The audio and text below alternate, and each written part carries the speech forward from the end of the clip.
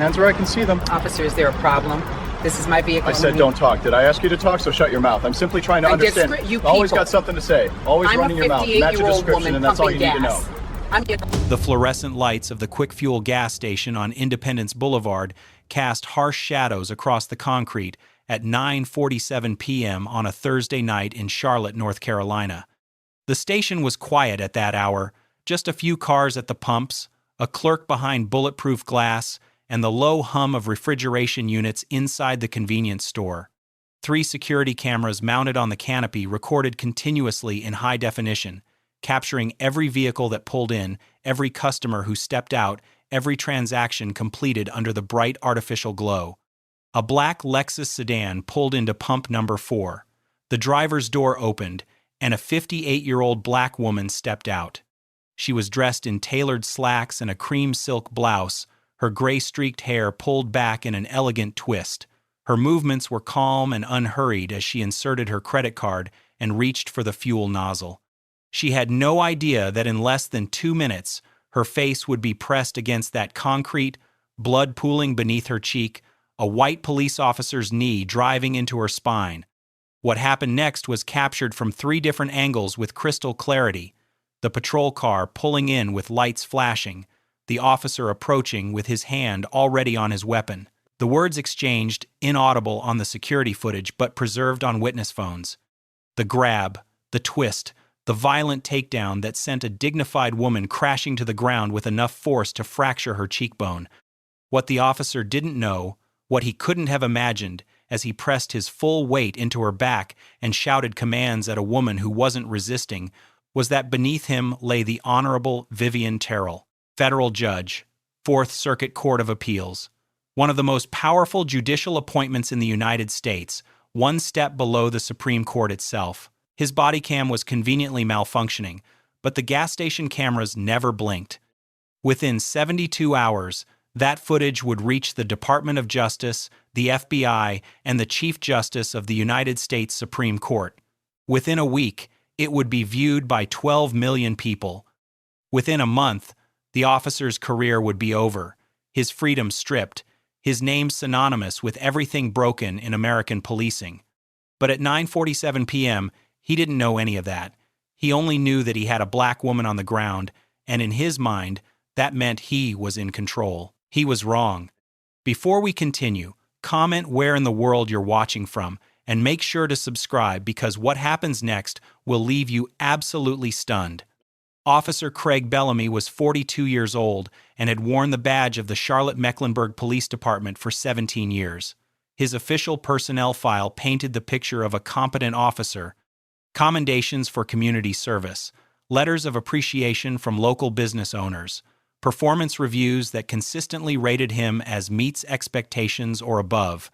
His sergeant, a man named Langford who had supervised him for 6 years, referred to him as old reliable. But official files rarely tell the whole story. Buried in a separate database, accessible only through internal affairs requests, was a different record entirely. 31 complaints filed against Officer Bellamy over 12 years. 27 of them came from black citizens. The allegations formed a pattern so clear that anyone who looked could see it. Racial profiling, excessive force, verbal abuse, unlawful searches, intimidation. None of those complaints resulted in discipline, not one. The department had developed a system for handling such accusations. Investigate slowly, interview selectively, conclude that evidence was insufficient or that the officer's account could not be contradicted, file the complaint away and move on. It was a machine designed to protect its own, and Bellamy had learned to operate within it with confidence. 11 of those 27 complaints came specifically from black women. The language in their statements was strikingly similar. They described being called aggressive for asking why they were being stopped, hysterical for questioning his authority, difficult for knowing their rights. One woman, pulled over for a broken taillight that wasn't broken, wrote in her complaint that Bellamy had told her, "Women like you always have something to say." That complaint was dismissed as unsubstantiated. No witnesses, no recording. Black residents in the Eastway Division knew Bellamy's patrol car on site. They warned each other when he was working. They told their daughters to stay calm, stay silent, survive the encounter, and file the complaint later, even though filing never seemed to change anything. The department had protected Craig Bellamy for nearly 2 decades. Internal affairs had shielded him. His supervisors had vouched for him. The system had absorbed every accusation and returned him to the streets unchanged. But on this Thursday night, at a gas station on Independence Boulevard, the system's protection finally ran out, because for the first time in his career, Craig Bellamy had chosen the wrong victim. And unlike all the women who came before her, this one had the power to make the entire country watch. Judge Vivian Terrell was born in 1,966 inches, a 2-room house outside Valdosta, Georgia. Her mother worked as a seamstress for white families who paid barely enough to keep the lights on. Her father mopped floors at an elementary school his own daughter couldn't attend until integration came. Vivian walked 3 miles to a segregated school with leaking ceilings and outdated textbooks. She studied by kerosene lamp when the electricity got cut. She graduated valedictorian and became the first in her family to attend college, then the first to attend law school when Yale offered a full scholarship. She spent 5 years as a public defender in Atlanta, representing clients the system was designed to process rather than protect. She joined the NAACP Legal Defense Fund and spent 8 years litigating civil rights cases across the South: voting rights, housing discrimination, police brutality. She argued before appellate courts 17 times and won 14. At 41, she was appointed to State Superior Court. 7 years later, the president nominated her to the Fourth Circuit Court of Appeals. The confirmation was contentious. Senators questioned her civil rights work as though defending the Constitution was radical. She answered every question with measured composure and was confirmed 62-38. She became only the 3rd black woman in history to serve on that court. Her opinions were cited in law school textbooks. Her dissents were quoted by reform advocates nationwide. She believed the justice system could work for everyone if people were brave enough to demand it. On this Thursday night, she left her chambers at 9:23 p.m., her robe hanging on the door, her briefcase full of weekend work. She needed gas. The quick fuel station was on her route. She had stopped there dozens of times without incident. Tonight would be different. The Lexus pulled into pump 4 at 9:41 p.m. Judge Terrell stepped out into the warm evening air, still wearing the slacks and silk blouse from her day on the bench. Her judicial credentials sat in her wallet beside her driver's license. She inserted her credit card and reached for the nozzle. That was when she heard it. Tires on pavement, the flash of lights reflecting off metal. A patrol car pulled in behind her, angled to block any departure. Officer Craig Bellamy stepped out with his hand already resting on his weapon. "Don't move. Keep your hands where I can see them." Judge Terrell raised her hands slowly, palms open. "Is there a problem, officer?" "You match a description. Suspect in a vehicle theft." She processed this calmly. A 58-year-old woman in professional attire beside a car registered in her name. "Officer, this is my vehicle. I'm happy to show you my license and registration." Bellamy's response came fast. "Shut your mouth. I didn't ask you to talk." The words landed like a slap. In her courtroom, no one spoke that way. But here she wasn't a judge. She was simply a black woman, and he had already decided what that meant. "I'm cooperating fully," she said, "but I'd like to understand." "I said don't talk." He stepped closer. "You people always have something to say. Turn around.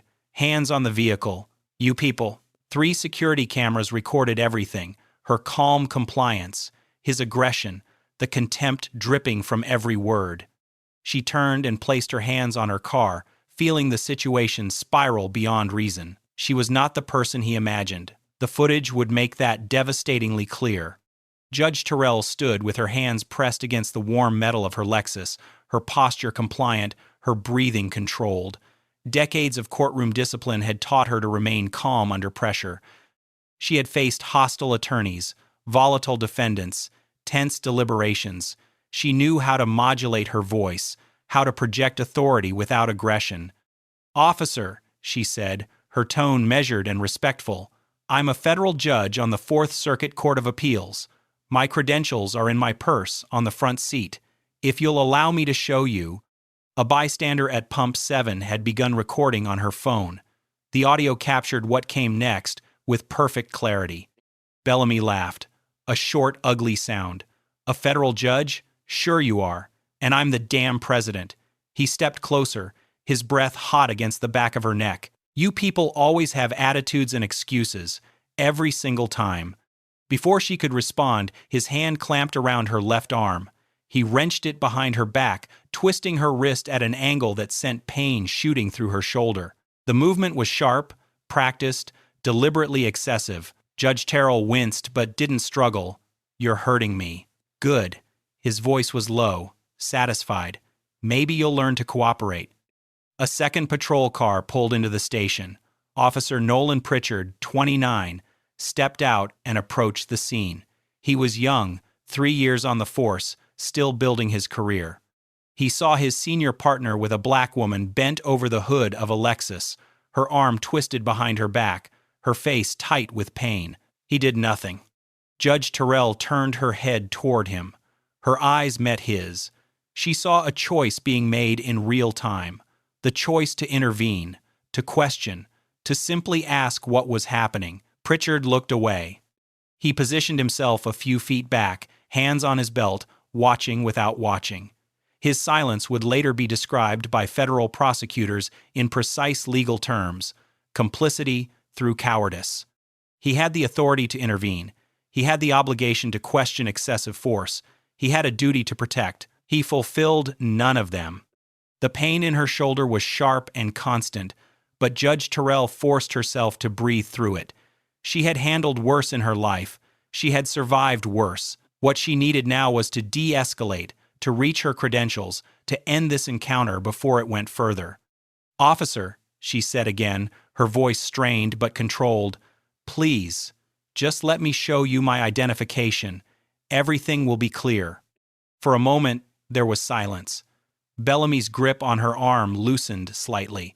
Perhaps some part of him recognized that her composure didn't match the narrative he had constructed. Perhaps some instinct warned him that this wasn't going the way it should. But that moment passed. "I said, shut up." The kick came without warning.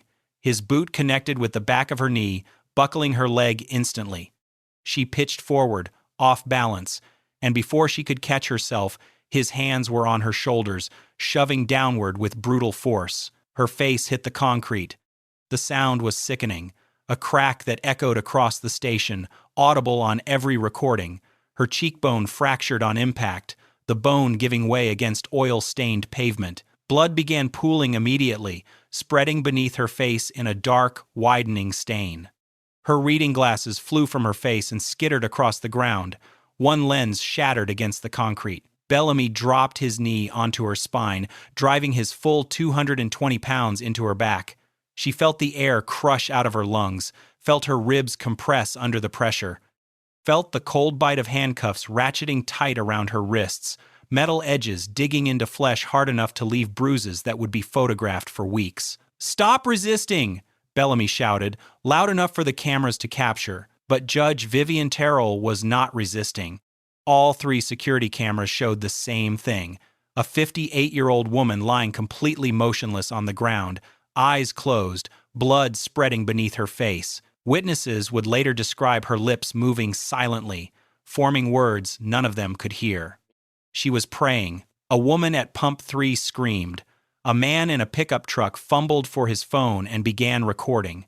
Inside the station, the attendant watched through bulletproof glass with his hand already on the telephone. He dialed 911. "I need to report an assault," he said. "A police officer is attacking a woman at my gas station. She's bleeding. She's not moving. Please send help." 4 people watched Judge Vivian Terrell's face hit the concrete. 4 people who could have looked away, minded their own business, told themselves it wasn't their problem. They didn't.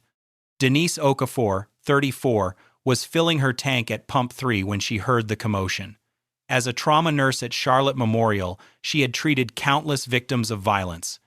She recognized immediately what she was seeing: the excessive force, the unnecessary escalation, the blood pooling on pavement. She raised her phone and began recording.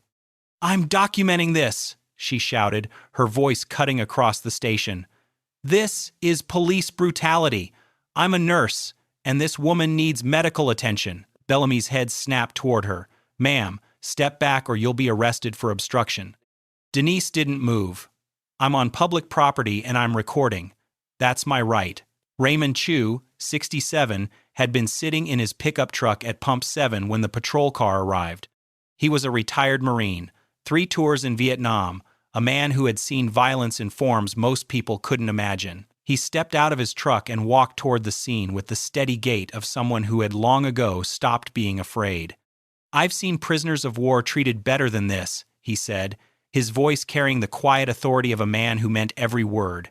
"What the hell is wrong with you?" Bellamy pointed at him. "Sir, back off right now or I'm placing you under arrest." Chu stopped 3 feet away and crossed his arms. "Arrest me then. I'm not moving." At Pump 5, Keisha Bonner, 22, had her phone pressed to her ear with one hand and held it up to record with the other. She was a junior at Johnson C. Smith University, daughter of Reverend Isaiah Bonner, one of Charlotte's most prominent civil rights pastors.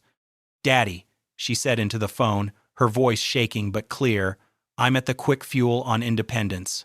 A cop just slammed a woman into the ground. She's bleeding. She's not moving. I'm recording everything."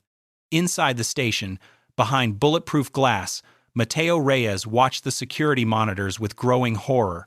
He was 41, a father of 3, working the night shift to make ends meet. He had seen police stops at his station before. He had never seen anything like this. His hands moved quickly across the keyboard. He backed up the security footage to a personal drive, then pulled out his phone and texted his brother. "Cop just beat up a woman at my station. I have everything. This isn't disappearing. 4 witnesses, 4 recordings, 4 people who refused to stay silent." Bellamy kept his knee pressed into Judge Terrell's back as he conducted a rough search. His hands moved across her body in ways that made Denise Okafor shout objections from her position at Pump 3. "That's inappropriate. You don't need to touch her like that." Bellamy ignored her.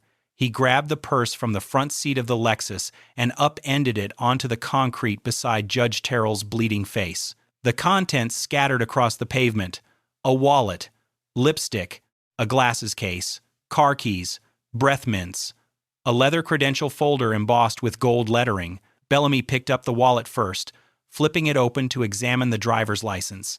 Then his eyes moved to the credential folder. He opened it. Inside was a federal judicial credential bearing Judge Terrell's photograph, a Fourth Circuit Court of Appeals identification badge, and a card identifying her as a member of the Judicial Conference of the United States, signed by the Chief Justice of the Supreme Court himself. The security camera at angle 2 captured Bellamy's face with devastating clarity, the color draining from his cheeks, the realization spreading across his features, the understanding, sudden and complete, that the woman bleeding beneath his knee was one of the most powerful judges in the federal judiciary. His partner Pritchard stepped forward, peering at the credentials. His whisper was picked up by Keisha Bonner's phone, held just 15 feet away. "Oh God. Oh my God." For a long moment, no one moved. The witnesses waited, expecting Bellamy to uncuff her, to apologize, to radio for medical assistance, to do something that acknowledged the catastrophic magnitude of his error. He did none of those things. "These could be fake," he said finally, his voice stripped of its earlier aggression but hard with something else. "Desperation. Denial. Anyone can make fake IDs. We're taking her in for verification." Raymond Chu's voice cut through the night. "You're not serious." Bellamy hauled Judge Terrell up by her cuffed wrists, her shoulders wrenching at the angle. Blood still dripped from the gash on her cheek.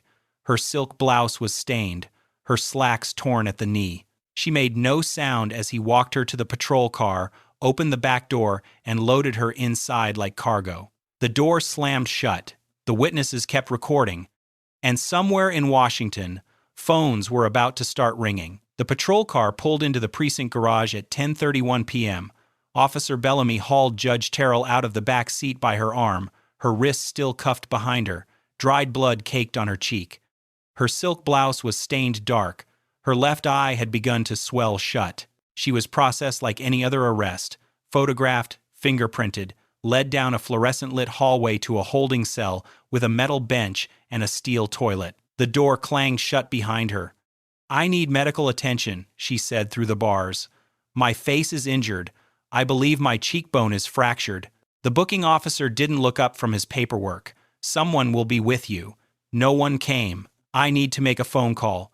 That's my constitutional right." "Processing takes time, ma'am. Have a seat." She sat on the cold metal bench, her hands still cuffed, her face throbbing. She had spent her career in courtrooms, watching defendants invoke rights that were sometimes honored and sometimes ignored. Now she understood, in a way she never fully had before, what it felt like to be on the other side.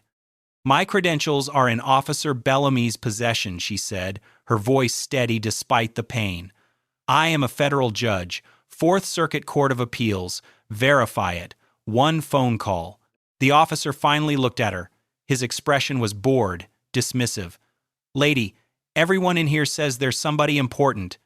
For 1 hour and 23 minutes, Judge Vivian Terrell sat in that cell, bleeding, ignored, denied every request. A sitting federal appellate judge, appointed by the president, confirmed by the Senate, treated like her words meant nothing. At 11:54 p.m., Sergeant Victor Langford finally examined the credentials Bellamy had tossed onto his desk. His face went white. One phone call to the Fourth Circuit's emergency line. One confirmation from the duty clerk. The precinct erupted into silent panic. 20 minutes later, Judge Terrell was uncuffed, surrounded by apologetic supervisors, offered ice she no longer needed. She noted every minute, every denial, every face. By midnight, the Chief Justice of the United States had been personally informed. Judge Harold Freeman of the Fourth Circuit, awakened by a call from the hospital where his colleague was being treated, made the call himself. "A federal judge was assaulted by police," he said. "She's in the emergency room with a fractured cheekbone. This happened in Charlotte." The Chief Justice listened in silence. Then, "I want the Attorney General notified tonight." By 6 a.m., the FBI Charlotte field office had opened a federal civil rights investigation. Agents arrived at the quick fuel station before sunrise, securing all security footage, photographing the bloodstains still visible on the concrete. By 8 a.m., the Department of Justice Civil Rights Division had dispatched a team on a chartered flight from Washington. This was no longer a case being monitored. It was a case being directly managed by the highest levels of federal law enforcement. By noon, the Fourth Circuit issued an unprecedented joint statement. 12 judges, signing together. "We express our profound outrage at the violent assault on our esteemed colleague and the apparent systemic failures that enabled it." The Federal Judges Association called it an attack on the independence of the judiciary itself. The president was briefed during her morning intelligence meeting. The Attorney General made a personal phone call to Judge Terrell's hospital room. The Congressional Black Caucus demanded immediate hearings. The Charlotte Police Department attempted to get ahead of the storm. A quiet apology. An internal review. Standard damage control. The offer was rejected immediately. Judge Terrell released a single statement through the Fourth Circuit's communications office. "I will pursue every legal remedy available under the Constitution I have sworn to uphold, not for myself, but for every black woman who has experienced this and did not have credentials to produce. For every woman who was not believed, for every citizen whose rights were violated by those sworn to protect them." This was no longer local. This was federal. And everyone involved was about to learn what accountability actually looked like. The Charlotte-Mecklenburg Police Department followed its standard playbook. Within 24 hours, Internal Affairs classified the incident as under review. Officer Bellamy was placed on paid administrative leave. His partner Pritchard returned to desk duty. Sergeant Langford continued supervising his shift as though nothing had happened. The police union issued a statement that Friday afternoon. "Officer Bellamy has a right to due process. Officers make split-second decisions under pressure, and we urge the public to wait for the facts before rushing to judgment." It was the same script used dozens of times before.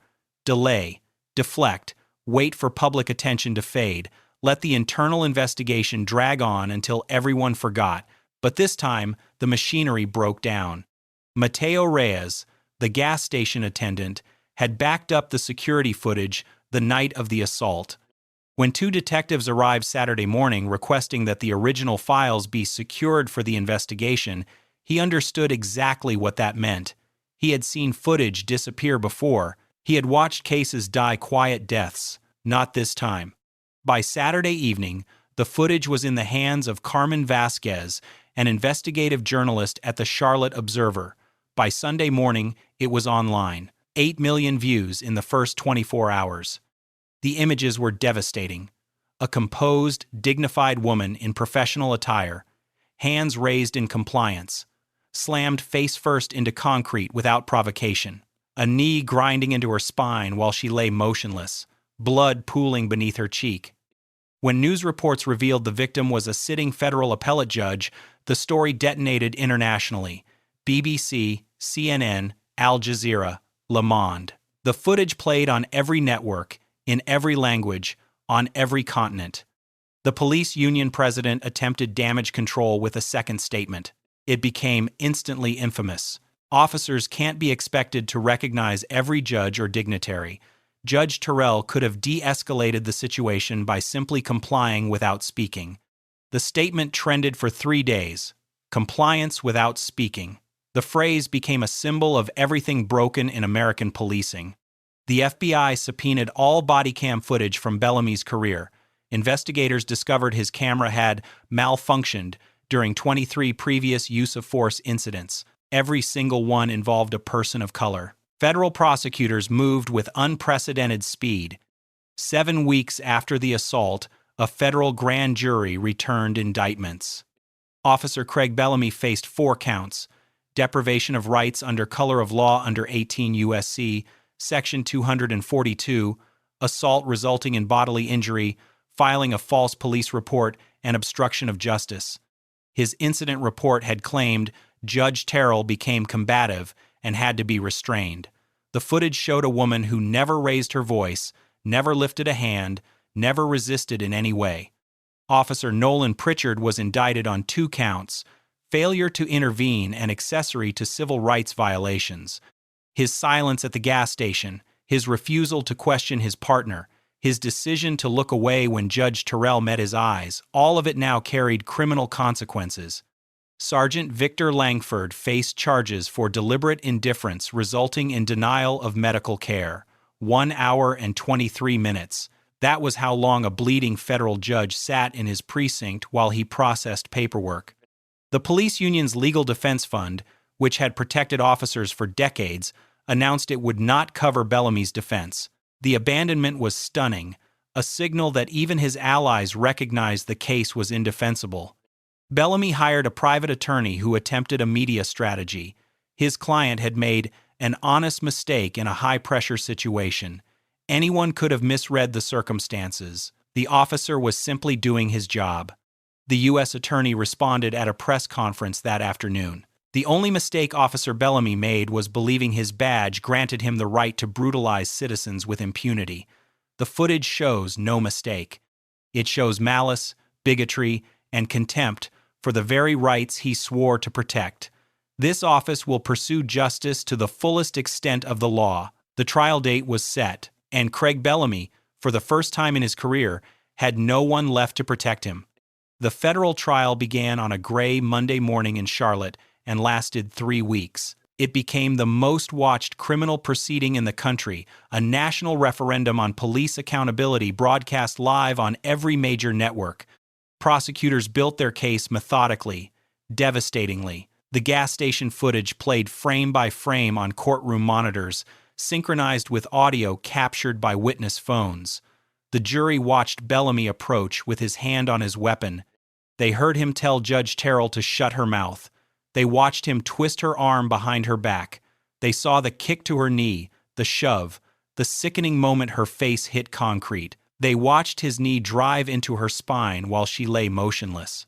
They heard him shout, "Stop resisting," at a woman who had never moved. Medical records documented the damage: a fractured cheekbone requiring surgical intervention, nerve damage in her left wrist from handcuffs ratcheted too tight, chronic pain she would carry for the rest of her life.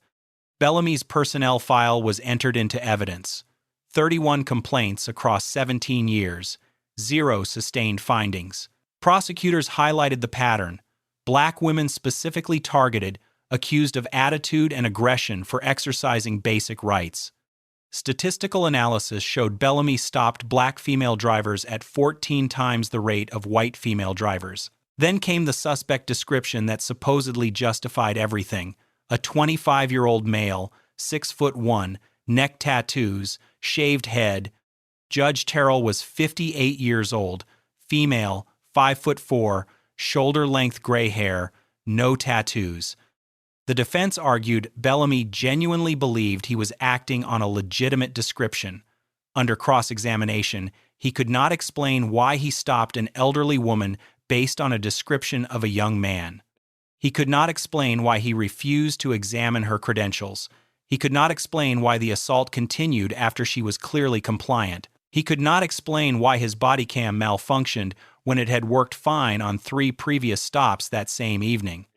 The jury deliberated for 4 hours, guilty on all counts. Pritchard, who had accepted a plea deal, received 2 years.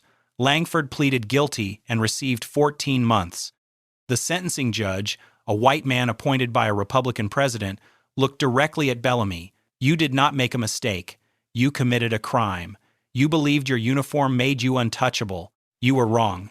9 years in federal prison. The civil lawsuit followed. Judge Terrell filed a 94-page complaint against Bellamy, Pritchard, Langford, the Charlotte-Mecklenburg Police Department, and the city of Charlotte.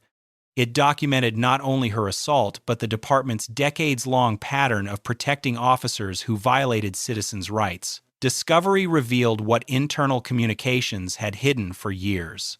Supervisors had dismissed complaints against Bellamy as coming from the usual suspects, a phrase appearing 11 times in departmental emails, always referring to black complainants.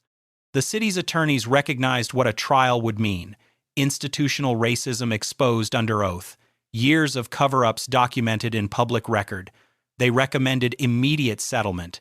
The terms were unprecedented: $5.7 million in damages, a comprehensive federal consent decree governing the department for 15 years, mandatory bias, training with external oversight, a civilian review board with full subpoena power, automatic investigations for officers with more than 3 complaints, all body cam footage and use of force cases released publicly within 10 days, quarterly demographic audits of stops, searches, and arrests, termination as the penalty for body cam non-compliance, an early intervention system to identify problem officers before they accumulated victims. Judge Terrell accepted the settlement.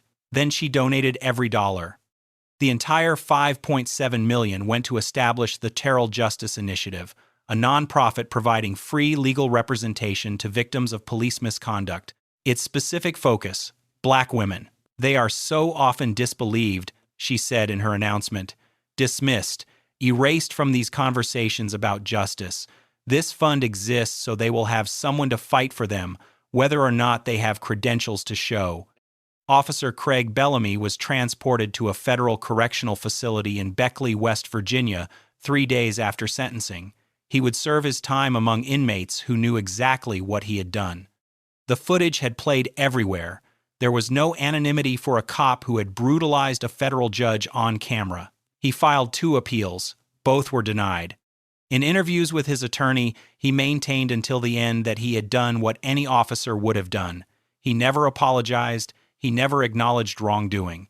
His law enforcement certification was permanently revoked in all 50 states through a national decertification database created partly in response to his case. Craig Bellamy would never wear a badge again.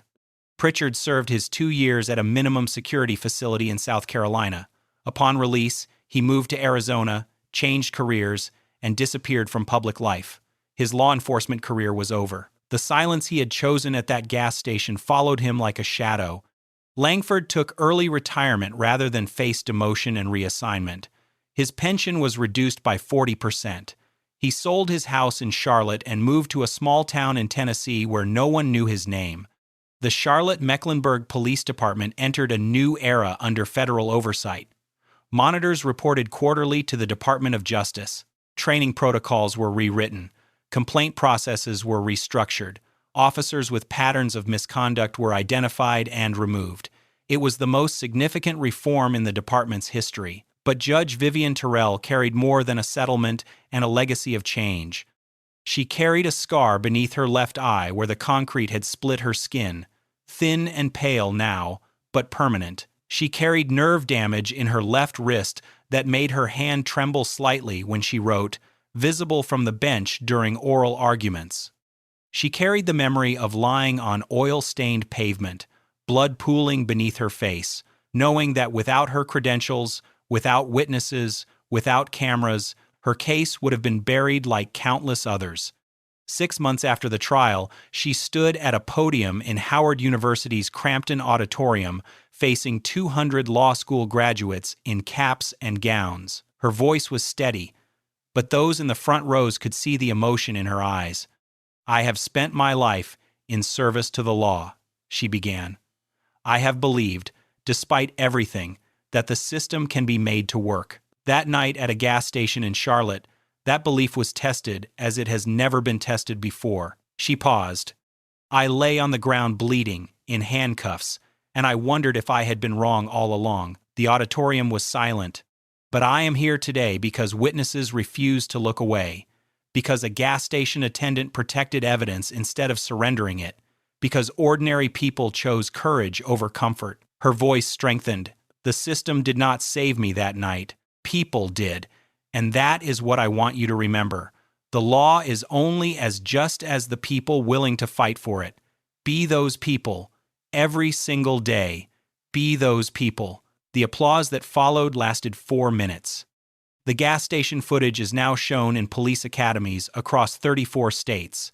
It is taught in law schools as a case study in civil rights enforcement.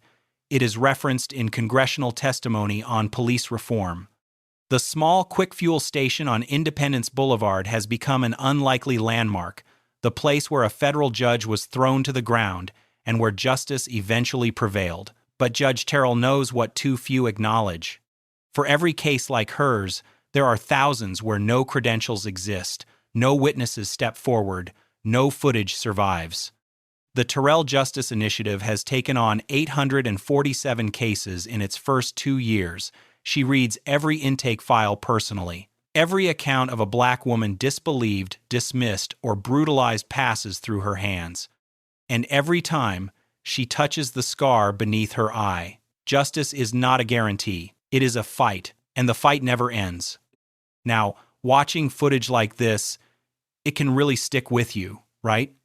Some of these clips stay in your head, especially late at night when you're trying to fall asleep. And speaking of sleep, if you're someone who lies awake at 2 or 3 a.m., mind racing, unable to shut off, I know how frustrating that is. You're exhausted, but your brain just won't stop. And the worst part? The less you sleep, the worse it gets. Your energy crashes. Your mood suffers. Everything feels harder than it should. I struggled with this for years. Tried melatonin, white noise, warm milk, nothing worked long term. Then I found something called the 30-Day Uninterrupted Sleep Reset. It's a science-based program, no pills, no medication, that actually retrains your brain to sleep through the night, 7 to 8 hours, uninterrupted. Over 30 days, it rewires your sleep system. And once you're done, you keep the results. There's a maintenance plan so you don't slip back. Look, if you've tried everything and nothing sticks, this is different. Check the link in the description. Seriously, try it, and I'll catch you in the next story.